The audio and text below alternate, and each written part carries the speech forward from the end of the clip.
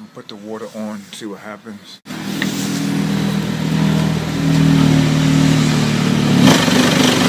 See right here, right over here, you're gonna see the smoke coming out.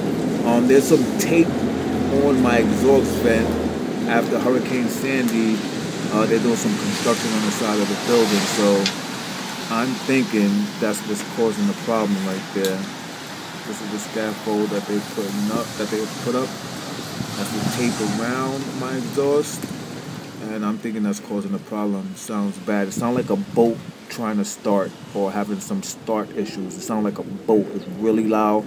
It vibrates the window in the second bedroom. This noise is crazy.